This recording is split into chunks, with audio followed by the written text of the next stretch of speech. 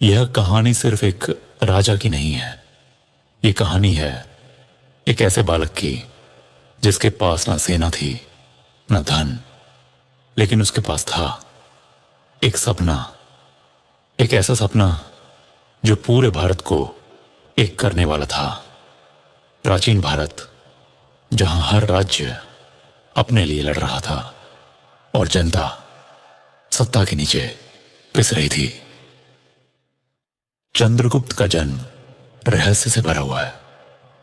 कुछ ग्रंथ बताते हैं कि वह मौर्य कुल से था, तो कुछ कहते हैं कि वह एक साधारण परिवार में जन्मा।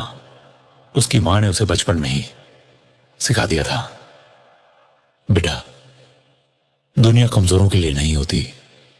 लेकिन हालात इतने खराब थे कि उसे बचपन में ही घर छोड़ना पड़ा। वो कभी चरवाहा बना, कभी सैनिकों के साथ खेलता, और यहीं से दिखने लगी उसकी नेतृत्व क्षमता। एक दिन एक तेज निगाहों वाला ब्राह्मण उसे देख रहा था। वो था चाणक्य। चाणक्य सिर्फ एक शिक्षक नहीं था, वह एक राजनीतिक मास्टरमाइंड था। उसे पहले ही अपमानित कर चुका था मगध का राजा धनानंद। जिस दिन मुझे अवसर मिला, मैं इस अन्याय को जड़ से खत्म कर दूंगा। जब उसने चंद्रगुप्त को देखा, वो समझ गया, यही है मेरा हथियार।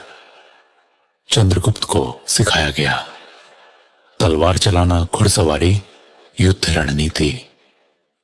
युद्ध मैदान में नहीं जीते जाते, युद्ध दिमाग में जीते जाते हैं। चंद्रगुप्त रातों को जागकर सीखता, दिन में अभ्यास करता। धीरे धीरे एक अनाथ बालक एक योद्धा बन गया। उत्साह में आकर चंद्रगुप्त ने सीधे मगध पर हमला कर दिया, लेकिन वह हार गया। उसकी सेना टूट गई, उसका आत्मविश्वास भी हिल गया। क्या मैं इस लायक नहीं हूं? हार अंत नहीं है। ईशा अगली जीत कब उन्होंने सीधी लड़ाई छोड़ दी। शुरू हुआ गुप्त युद्ध छोटे राज्यों से। गठबंधन दुश्मनों को अंदर से कमजोर करना, जासूसों का नेटवर्क बनाना। सीन नक्शा चाणक्य योजना बना रहा है। धीरे धीरे मगध अकेला पड़ने लग। यह सिर्फ युद्ध नहीं था, यह सत्ता का अंत था। चंद्रगुप्त सामने और दूसरी तरफ धनानंद। भयंकर लड़ाई के बाद नंद वंश समाप्त हो गया। अब चंद्रगुप्त सिर्फ राजा नहीं था, वह सम्राट बन चुका था।